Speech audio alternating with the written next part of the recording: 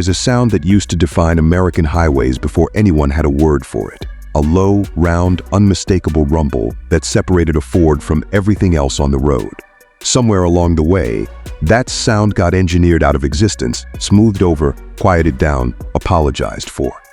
Welcome to Premium Automotive Reviews, where we look past marketing language to ask what a car actually means. And today that sound is back, standing right in front of me, wearing a name Ford buried decades ago. But before we get into what this car looks like or what it costs, there is a decision Ford's engineering team made about how this car breathes that nobody expected from a company that spent the last 10 years chasing efficiency numbers, and understanding that decision is the key to understanding everything else about this car. The color is a deep, saturated red that photographs almost like liquid on a sunny afternoon and reads as pure aggression under overcast skies, a shade Ford's design studio apparently chose specifically because it refuses to disappear into a parking lot. The proportions immediately tell a story of restraint and confidence working together. This is a long hood, short deck fastback silhouette, low and wide, with a stance that pushes the wheels out toward the corners of the body in a way that speaks to genuine engineering intent rather than surface styling. The quad-round headlamps flanking a mesh pattern grille are an unmistakable nod to the original Torino nameplate, reinterpreted with LED technology, but refusing to abandon the round housing that made the original face so recognizable. This is not a car hiding its heritage behind minimalist Scandinavian design language. It wants you to know exactly what decade shaped its soul, even as everything underneath that face is built for right now. The hood carries a pronounced double power dome, twin raised sections that flow rearward from the grille toward the windshield, with genuine structural purpose beneath them, housing additional clearance for the engine that lives underneath. Side vents sit pressed into the front fenders, just behind the wheel arches, functional heat extraction channels finished in a dark contrast trim that breaks up the body's long, uninterrupted surfaces. The roofline sweeps back in a single continuous arc, fastback in character, dropping toward a short deck lid where the rear glass meets a subtle integrated spoiler lip rather than an aggressive wing. A restraint that tells you this car does not need to announce its performance credentials through visual excess.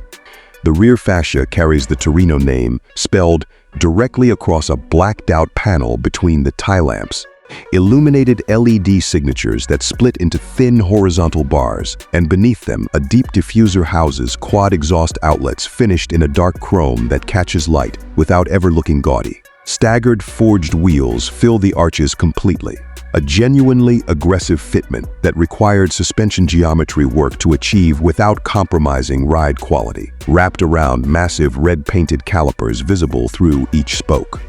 Open the door and it swings with real mechanical weight, the kind that tells you the body structure underneath earned its rigidity honestly rather than through marketing copy.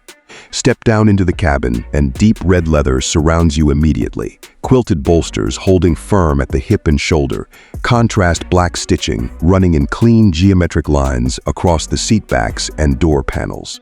The Torino script sits embossed into the steering wheel hub, repeated again in brushed metal lettering across the passenger side dashboard trim, confident without needing to shout. Carbon fiber accents run through the center stack and door panels, catching ambient light that traces a subtle path along the lower console and shifts intensity depending on which drive mode is selected. The portrait-oriented touchscreen sits integrated cleanly into the dashboard architecture, rather than bolted on as an afterthought, flanked by real rotary climate controls that you can operate by feel alone, without diverting your eyes from the road ahead. Close the door and the cabin seals with a pressurized hush, the outside world reduced to a distant hum, the kind of acoustic isolation that makes you wonder how a car built around this much mechanical aggression can feel this composed at rest. Now the decision. Every performance sedan and coupe in this segment over the past decade has moved toward twin turbocharging for the efficiency numbers and the flat torque curve it delivers. And Ford's own product planners reportedly pushed hard for that same approach here, citing emissions targets and real-world fuel economy ratings that matter to corporate fleet averages. The team that ultimately controlled this program refused.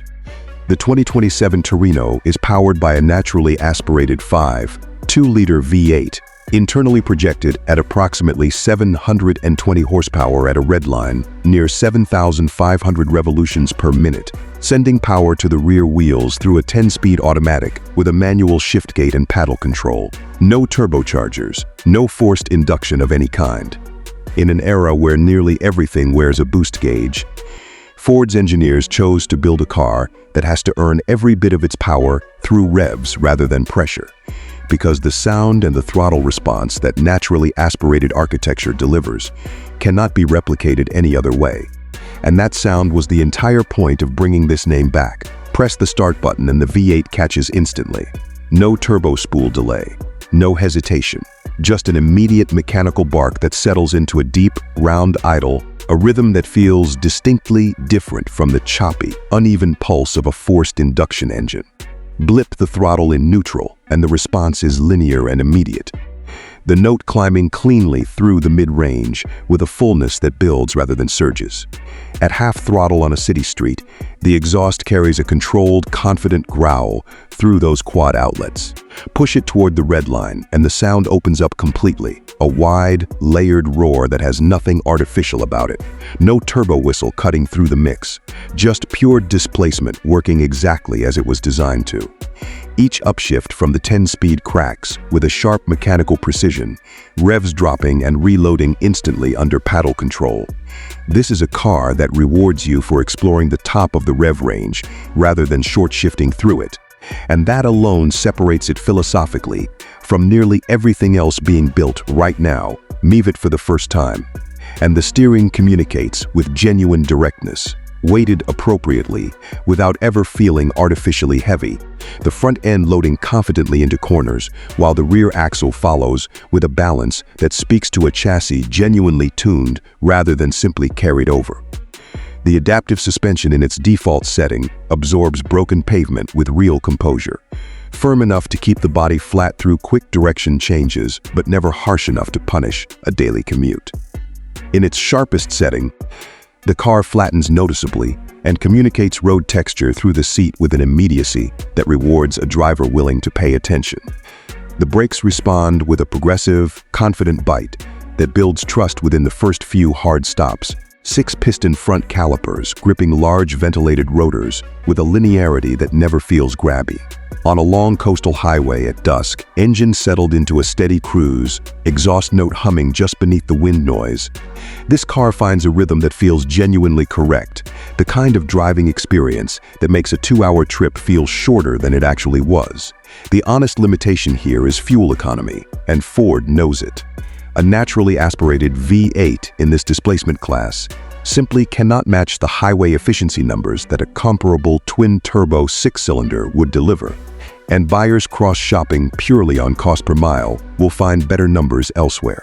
Ford's engineering team made that trade deliberately, believing that the emotional and acoustic character this architecture delivers is worth more to the kind of buyer this car was built for than a few extra miles per gallon on a highway commute.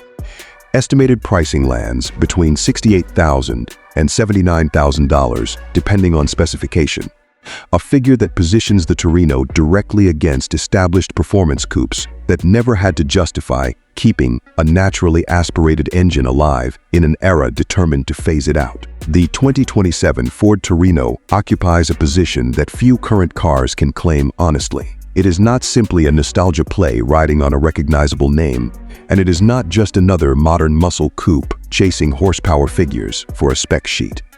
It is a deliberate act of engineering stubbornness, a company choosing to keep a sound alive that the rest of the industry decided was no longer worth the fuel economy penalty. The person this car was built for understands that a number on a window sticker is not the same thing as how a car makes you feel at 6,500 revolutions per minute with the windows down. Someone who has sat in a turbocharged car and felt something missing, even while the acceleration numbers looked identical on paper. Someone who values honesty in engineering over convenience in ownership. Before we close, here is genuinely worth debating. Ford chose to build this car around a naturally aspirated V8, specifically to preserve an authentic engine sound. accepting a real fuel economy penalty as the cost of that decision. Is that the right call in 2027? A meaningful stand for driving character in an industry that has quietly abandoned it? Or is it a stubborn refusal to accept where automotive engineering genuinely needs to go? Both sides deserve real consideration. Leave your answer below, and if stories like this one are why you keep coming back, subscribe, because there are more of these arguments still to make. The 2027 Ford Torino is the sound America almost forgot, refusing to go quiet.